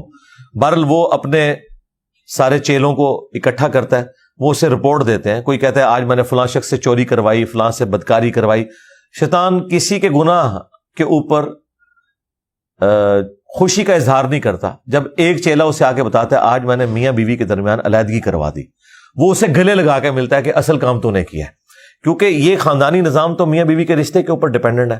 یہ بریک ہوگا تو پھر اولاد بھی جو ہے وہ معاشرے کے لیے ناسور بن جائے گی. تو اسلام میں طلاق تو آخری درجے تک اوائڈ کی گئی ہے. جی بخاری مسلم میں حدیث ہے کہ عورت ٹیڑھی پسلی سے پیدا ہوئی ہے. یہ اس کے لیے نیگیٹو بات نہیں ہے, بلکہ بلٹ ان اس کی کمزوری بتائی گئی ہے. اس سے نفع حاصل کرو, اس سے سیدھا کرنے کی کوشش نہ کرو. سیدھا کرتے ہوئے اسے توڑ بیٹھو گے اور اسے توڑنا, اسے طلاق دینا ہے. مسلم شریف میں حدیث ہے کوئی بھی مومن اپنی مومنہ بیوی سے بغض نہ رکھے. بخاری مسلم میں حدیث ہے میں اپنی وفات کے بعد سب سے بڑی آزمائش تمہارے لیے تمہاری بیویاں چھوڑ کے جا رہا ہوں, تمہاری عورتیں ہیں, ان کے ساتھ حسن سلوک کرنا ہے. حتیٰ کہ بخاری مسلم میں ایک سفر میں نبی الاسلام عورتوں کا جو قافلہ تھا وہ اس کو جو ہانک رہا تھا نا, اس کو آپ نے فرمایا کہ آہستہ ہانکو, شیشیاں ہیں کہیں ٹوٹ نہ جائیں. یعنی اتنی رسپیکٹ والا معاملہ. خود نبی الاسلام بیٹیوں والے تھے. سیدھی سی بات ہے. تو طلاق آخری درجے میں وائڈ ہونی چاہیے. یہ معاشرے میں طلاق ہو رہی ہے, اس کی سب سے بڑی ریزن جو ہے ہماری معاشرتی اقدار کا ٹوٹ جانا ہے, پلس میڈیا جس طریقے سے گلیمرائز کر کے میاں بیوی کے رشتے کو پیش کرتا ہے. بیوی بھی سمجھتی ہے کہ جاتے ہی میں نے جو ہے پتہ نہیں فلاں گاڑی کے اندر جا کے بیٹھ جانا ہے اور فلاں بنگلہ میرا انتظار کر رہا ہے. اسے تو نہیں پتا کہ ساس انتظار کر رہی ہے, اگرچہ وہ اس کی سگی خالہ ہی کیوں نہ ہو. شادی سے پہلے تو وہ خالہ اپنے خاوند سے لڑ رہی ہوتی ہے اپنی بھانجیوں اور بھتیجوں کے پیچھے, اور شادی کے بعد انہی عورتوں کو وہ غلام بنا لیتی ہیں اور اکثر علیحدگیاں ہو جاتی ہیں. دوسری بڑی ریزن جو ہے وہ اکانومی ہے. جی سیدھی سی بات ہے, جب گھر میں پیسہ نہیں ہوگا نا تو لڑائی جھگڑے ہوں گے. آپ نے تیسری ریزن کے اوپر روشنی ڈالی سر, وہ بھی بڑی امپورٹنٹ ہے, اور وہ ہے عشق ممنوع. ہاں وہاں پہ بھی میں آنے لگا تھا. اس کے بعد اگر کوئی چیز ہے نا تو یاد رکھیں کہ میاں بیوی کے درمیان جو بانڈ ہے نا وہ دو چیزوں کے اوپر ہے, سیکس اور اولاد. کسی ایک معاملے میں بھی کوتاہی ہوگی نا یہ رشتہ کمزور ہو جائے گا. اگر اولاد نہیں ہو رہی ہے پھر بھی میاں بیوی اس مضبوط بانڈ میں نہیں رہتے. اولاد ہو گئی لیکن تربیت کے معاملے میں خامند کو بیوی سے شکایت, بیوی کو خامند سے شکایت. اور دوسرا سیکس, جو آپ نے بات کی کہ فری سیکس نہیں ہونا چاہیے. خامند اپنی بیوی کے ساتھ مخلص ہو, بیوی اپنے خامند کے ساتھ مخلص ہو, تو یہ سارے معاملات صحیح چل سکتے ہیں. اچھا, اب معاملہ اس سے بھی ایک نہج آگے بڑھ چکا ہے, ایک لیول آگے ہے. اس کی وجہ یہ ہے کہ پاکستان کے اندر جو ڈرامہ اب اس وقت بن رہا ہے, ظاہر ہے اس کا امپیکٹ ہے سوسائٹی کے اوپر, سوشل فیبرک کو تباہ کرنے یا اس کو بنانے میں اس کا پورا ایک کردار ہے. تو ڈرامے کے اندر دکھایا گیا جاتا ہے بھابھی کا دیور کے ساتھ ایکسٹرا میرٹل افیئر, سالی کا بہنوئی کے ساتھ ایکسٹرا میرٹل افیئر, اور اسٹیپ بردر کا اسٹیپ سسٹر کے ساتھ. اور یہ انڈین اور پاکستانی ڈراماز میں اب آرام سے دکھایا جاتا ہے, اور اس کو ہم نے ایز اے سوسائٹی ایسے ایکسیپٹ کرنا شروع کر دیا ہے جیسے ہماری سوسائٹی کا حصہ ہے. نہیں یہ بہت ظلم ہے. میں اس پہ کامنٹ کروں گا کہ کئی اکا دکا واقعات اس طرح کے رپورٹ ہوتے ہیں اور ان کے اوپر پورے ڈرامے بنا کے لوگوں کو ایجوکیٹ کرنا, یہ بڑے ظلم والی بات ہے. میں تو کہتا ہوں ان چیزوں کو ڈسکس بھی نہیں کرنا چاہیے اس حوالے سے کہ آپ اسے اتنا کر کے پریزنٹ کریں. جس طرح ہمارے بعض صحافی حضرات ہیں, کوئی یونیورسٹی میں کوئی چھوٹا سا واقعہ رپورٹ ہوا کسی معاملے کے اندر, پکڑ کے اسے میڈیا میں لے آتے ہیں اور پورے ملک کے اندر ایک فضا قائم ہو جاتی ہے. یہ کوئی خدمت نہیں اس معاشرے کی. لیکن ہمارے بڑوں کو دیکھنا چاہیے کہ اگر کوئی واقعہ رپورٹ ہوتا ہے اس حوالے سے اور اس طرح کے ڈرامے بنائے جا رہے ہیں, تو یہ سینسر بورڈ جو ہے یہ کس لیے بیٹھا ہوا ہے, یہ کس لیے تنخواہیں کھا رہے ہیں. ان کا کام ہے کہ ان چیزوں کو سینسر کریں, اور یہ چیزیں ہمارے آئین کی روح سے بھی خلاف قانون ہے اس طرح کے معاملات کو لے کے چلنا. پہلے تو یہ سارے جی آئین ہے پاکستان, آئین یعنی کتاب میں تو لکھا ہے, اسے فالو تو کرنا ہے. دیکھیں پریکٹیکلی تو قرآن موجود ہے, امت فالو نہیں کر رہی, لیکن اس کا یہ مطلب تو نہیں ہے کہ ہم لوگوں کو ترغیب نہیں دلائیں گے. تو آئین موجود ہے اور آئین پہ جو لوگ نہیں چل رہے ہم انہیں ترغیب دلائیں گے. اسرائیل کا کانسٹیٹیوشن ان کی اسلامی کتاب ہے, کیا پاکستان کا کانسٹیٹیوشن قرآن نہیں بن سکتا تھا؟ دیکھیں لکھا تو ہوا ہے قرارداد مقاصد میں کہ پاکستان میں کوئی قانون ایسا پاس نہیں ہوگا جو کتاب و سنت کے منافی ہو. اگر قانون نہیں بن سکتا تو ڈرامے کہاں سے بنا رہے ہیں اس قسم کے لوگوں کو ایجوکیٹ کرنے کے لیے؟ یہ کوئی ایجوکیشن والا معاملہ نہیں. قرآن سیکس ڈسپلن میں اتنا سینسٹیو ہے کہ پورے قرآن میں کسی عورت کا نام نہیں آیا. ہمیشہ آیا نوح کی بیوی, لوط کی بیوی, ٹھیک ہے, صرف ایک عورت کا نام آیا, اور وہ بھی معجزانہ طور پر ایک ایشو تھا. عیسیٰ ابن مریم کی پیدائش ہوئی, وہ بھی حضرت عیسیٰ علیہ السلام کی وجہ سے, اور مریم کی ڈگنیٹی کو اللہ تعالیٰ نے سیکیور کرنا تھا کہ ان کے ہاں جو یہ پیدائش ہے یہ معجزانہ ہوئی ہے, کوئی ان کے کریکٹر کے اوپر حملہ نہ کرے. ادروائز پورے قرآن میں کسی عورت کا نام بھی نہیں آیا. اللہ تعالیٰ نے عورت کو اتنی عزت دی ہے. عورت کا مطلب ہی پردے کی چیز ہے عربی میں, عورت. بے شک بے شک. اسلامی جمہوریہ پاکستان, اسلامی جمہوریہ پاکستان یعنی اسلامک ریپبلک آف پاکستان, اسلامی اور جمہوریہ ایک دوسرے کے ساتھ مل سکتے ہیں؟ بالکل مل سکتے ہیں جی, مل سکتے ہیں. کیسے؟ اس لیے کہ اسلام میں آپ نے جو حلال کے دائرے کے اندر فیصلہ کرنا ہے وہ میجورٹی کو دیکھ کے کرنا ہے. احادیث میں بھی آپ دیکھیں, جب حدیث کے اوپر ڈسکشن ہوتی ہے نا تو کہا جاتا ہے کہ یہ فلاں راوی جمہور محدثین کے نزدیک ثقہ ہے, صدوق ہے یا ضعیف ہے, یعنی میجورٹی کی کیا رائے ہے. قرآن میں ہے کہ وَأَمْرُهُمْ شُورَىٰ بَيْنَهُمْ, اہل ایمان کے آپس کے معاملات جو ہیں وہ مشورے سے طے پاتے ہیں. نبی الاسلام بھی صحابہ کرام سے مشورہ لے کے چلتے تھے, حالانکہ آپ کو وحی کی تائید بھی حاصل تھی, پھر بھی آپ مشورے کو لے کے چلتے تھے. تو جمہور کی رائے دیکھی جائے حلال کے دائرے کے اندر. حرام کے معاملے میں چاہے علماء کے ہیں چاہے اسکالرز کے ہیں, اگر قرآن کی روح سے سنت کی روح سے کوئی چیز حرام ہے نا, اس کو کسی کی رائے حلال نہیں کر سکتی. ایک گورا ہے, اس نے کتاب لکھی ہے The Dark Side of Democracy. اس کے اندر وہ لکھتا ہے کہ جمہوریت اکثریت کی آمریت کا نام. تو یہ کیا چاہتے ہیں کہ ایک بادشاہ ہمارے اوپر مسلط ہو جائے جو ہم سے فریڈم آف ایکسپریشن چھین لے. مجھے بتائیں آج کے اس ماڈرن دور کے اندر جو یورپ اور امریکہ ایک آسودہ حال زندگی وہاں پہ لوگ انجوائے کر رہے ہیں, یہاں تک کہ وہ مولوی جو ان ملکوں میں جانے کو حرام کہتے ہیں ادھر سے آئے ہوئے ڈالروں کے اوپر اپنا گزارا کر رہے ہیں, اور ان کا ویزا آج لگائیں تو وہ محفل نعت کے لیے بھی تقریر کرنے بھی وہاں پہنچ جاتے ہیں. اور اس سے بڑھ کر جب انہیں دوسرے مولویوں سے جان کا خطرہ ہوتا ہے تو جان بچانے کے لیے وہ ملکوں میں جاتے ہیں, اور اسے کہتے ہیں اسلامی ملک اور انہیں کہتے ہیں غیر اسلامی ملک. بھائی یہ مسلمان ملک ہے, وہ اسلامی ملک ہے جہاں پہ جسٹس ہے, انصاف ہے, ٹھیک ہے, چند ایک چیزوں پہ آپ کا اختلاف ہے نا. تو میرے بھائی یورپ نے یہ سب کچھ جو حاصل کیا ہے نا اسی ڈیموکریسی کی برکت سے بیسک ہیومن رائٹس حاصل کیے ہوئے ہیں. اب اگر آپ نیگیٹو چیزیں نکالیں گے اس کی, تو یہ کیا ہمارے اوپر بادشاہ مقرر کرنا چاہتے ہیں کہ وہ مرتے ہوئے اپنے بیٹے کو مسلط کر دے اور وہ مرتے ہوئے اپنے بیٹے کو مسلط کر دے اور لوگوں کی زبانیں کھچوا دے؟ تو ہم تو اس قسم کی چیز نہیں چاہتے. ہم چاہتے ہیں کہ فریڈم آف ایکسپریشن ہونا چاہیے. بادشاہ تو ہمارے اوپر مسلط ہے نا, سعودیہ کے اندر تو کنگڈم ہے.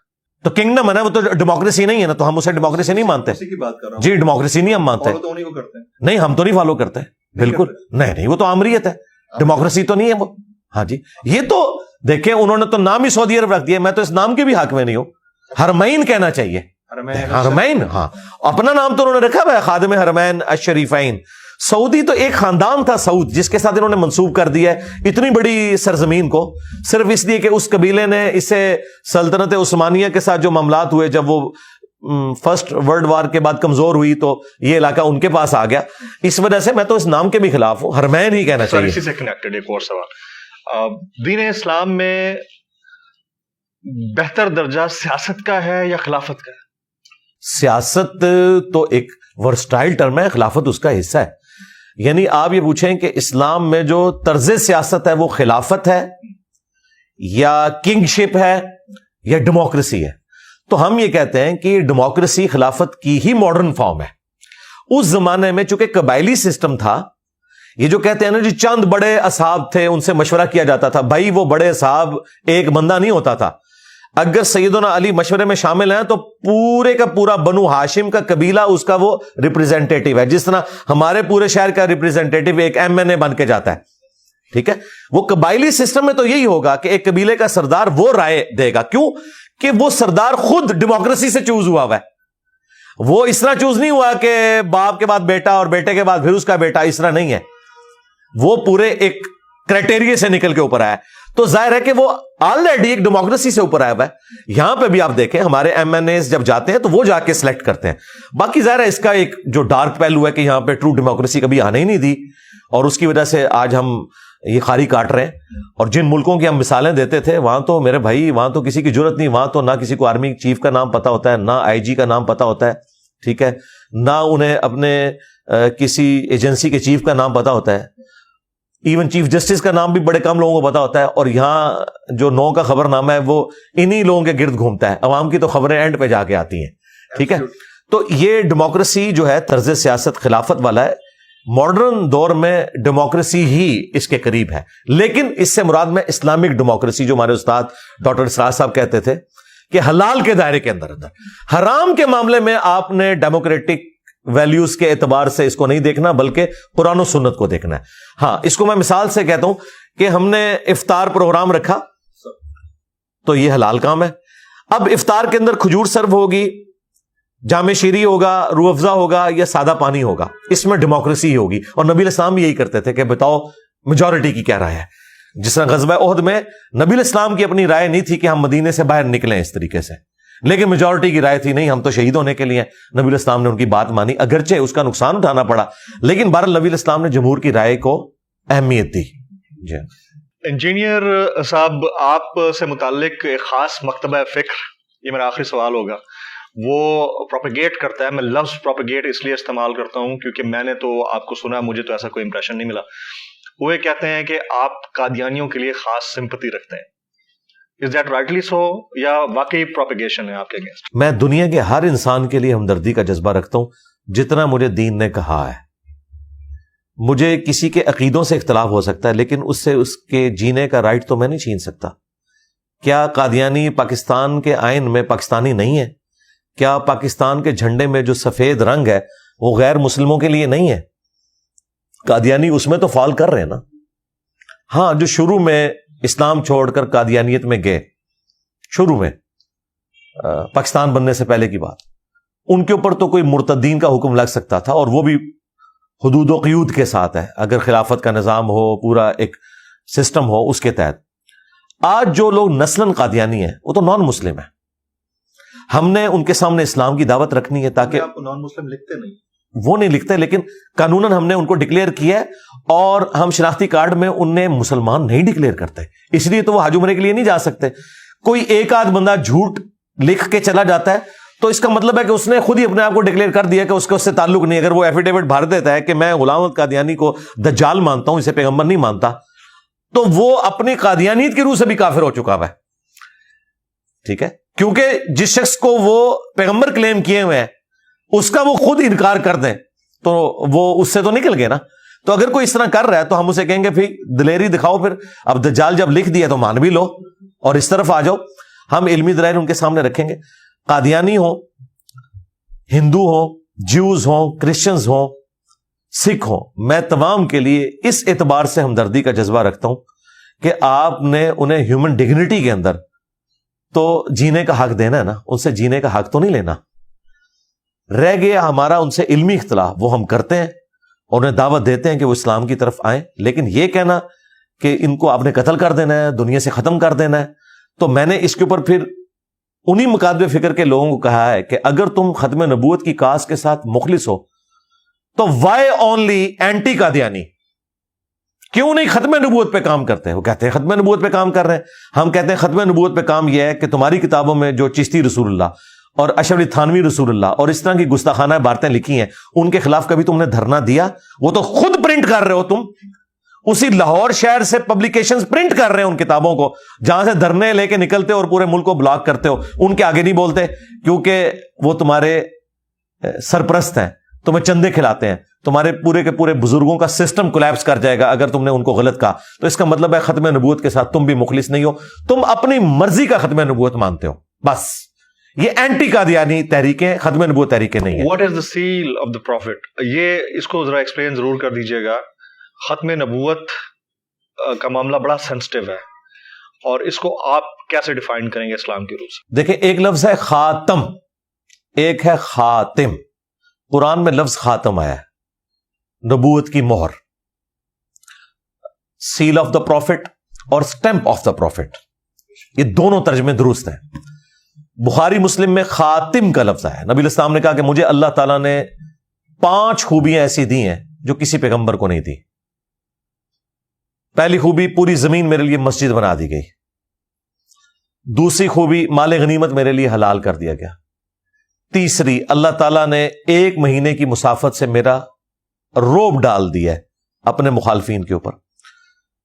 चौथी चीज, अल्लाह ताला ने मुझे पूरी इंसानियत के लिए पैगंबर बनाया। पहले जो पैगंबर आते थे वो कौम और कबीलों के लिए। पांचवा ये कि अल्लाह ताला ने मुझे शफाअत का इज़्न दिया है। और मुस्लिम शरीफ में है छठी खूबी कि मेरे ऊपर नबूवत को खत्म फरमाया। यहां पे मुस्लिम शरीफ में खातिम का लफ्ज है, जो कादियानियों की डिमांड थी कि कुरान में लफ्ज खातम है, वो उसका मोहर तर्जुमा करते हैं, हमें कोई इख्तलाफ नहीं, लेकिन मोहर का वो माना ले जो सहाबा किराम ने लिया है। वो कहते थे खातिम का लफ्ज दिखाएं, जी मुस्लिम के अंदर मौजूद है खातिम, सिलसिला नबूवत को खत्म फरमाने वाले। जो मोहर है उसका माना भी बिल्कुल दुरुस्त है। नबी इस्लाम सील ऑफ द प्रॉफिट है। डाकखाने में भी आप देखें किसी लिफाफे के ऊपर मोहर लगती है, आप सील कर दिया, अब उसको आप खोल नहीं सकते। या अगर स्टैंप लगती है किसी डॉक्यूमेंट के एंड के ऊपर और उसके बाद जज कलम तोड़ देता है, तो फिर उसमें भी कोई वर्ड आप ऐड नहीं कर सकते। जी, दोनों बातें दुरुस्त हैं अपनी जगह। नबी इस्लाम खातम भी है, खातिम भी है। अच्छा, और इसका फार्म सहाबा किराम ने लिया है और नबी इस्लाम ने इसको इतने खूबसूरत अंदाज में समझाया कि बुखारी मुस्लिम में हदीस है कि मेरी मिसाल और बाकी अंबिया की मिसाल एक खूबसूरत इमारत की सी है जिसमें सिर्फ एक ईंट के लगने की जगह बाकी है। जो लोग भी वहां से गुजरते हैं उस इमारत की तारीफ करते हैं और साथ कहते हैं कि ये एक ईंट लग जाए ना तो ये परफेक्ट हो जाएगी, और वो एक ईंट मैं हूं। अब इससे ज्यादा कैसे और समझाया जाए? फिर बुखारी मुस्लिम में हदीस है, क़यामत उस वक्त तक कायम नहीं होगी जब तक के 30 झूठे दज्जाल ना पैदा हो जाए। और यही हदीस अबू दाऊद तिरमिज़ी में आई है। उसमें अल्फाज है कि वो 30 के 30 झूठे दज्जाल ये दावा करेंगे कि वो अल्लाह के पैगंबर है। नबी इस्लाम ने फरमाया, अना खातमुन नबीयीन ला नबी बादी, मैं खातमुन नबीयीन हूं, मेरे बाद कोई नबी नहीं है। खत्म नबूवत का अकीदा बिल्कुल क्रिस्टल क्लियर है। और ये वो फितना है जो हुजूर की जिंदगी में सामने आ गया था। बुखारी मुस्लिम मौजूद है। मुसलमा कज़ाब ने दावा नबूवत किया। नबी इस्लाम ने कहा कि मैंने एक ख्वाब देखी, और अंबिया का ख्वाब वही इलाही होता है कि मेरे हाथ में 2 सोने के कंगन है, तो मैं बड़ा परेशान हुआ, मैंने फूंक मारी तो वो गायब हो गए। तो इससे मैंने इसकी ताबीर 2 झूठे पैगंबरों से की है और वो नबी इस्लाम की जिंदगी में जाहिर हो गए, मुसलमा कज़ाब और असवद। और मुसलमा कज़ाब ने तो बाकायदा एलची भेजा। बुखारी मुस्लिम में आता है, नबी इस्लाम ने फरमाया कि अगर ये नॉर्म्स ना होती एलची को कत्ल करवाने की तो मैं इसे कत्ल करवा देता। उसने कहा कि आप मेरे साथ नबूवत शेयर कर लें, तो नबी इस्लाम ने कहा कि नबूवत में मेरा भी इख्तियार नहीं है, तो अल्लाह ताला का इख्तियार है। ठीक है, तो ये अल्हम्दुलिल्लाह खत्म नबूवत का अकीदा बिल्कुल क्लियर है। कादियानियों को जिस तरीके से हमारी बात तंजीमों ने, मिर्जा गुलाम अहमद कादियानी आपकी नजर में दज्जाल है? जी दज्जाल है, जी बिल्कुल दज्जाल है, इसमें कोई शक नहीं है। वो 30 दज्जालों में से एक दज्जाल है। बहुत शुक्रिया जनाब इंजीनियर मिर्जा साहब, आपने हमारे ये वक्त निकाला। आपसे गुजारिश होगी एक छोटा सा, मेरे YouTube चैनल को लोग सब्सक्राइब करें और बेल आइकन जरूर हिट करें आपकी मोहब्बत के तवस्सुत से। जी, जो ये कह रहे हैं वो आप कर गुजरे। Thank you very much. बहुत शुक्रिया, बहुत शुक्रिया।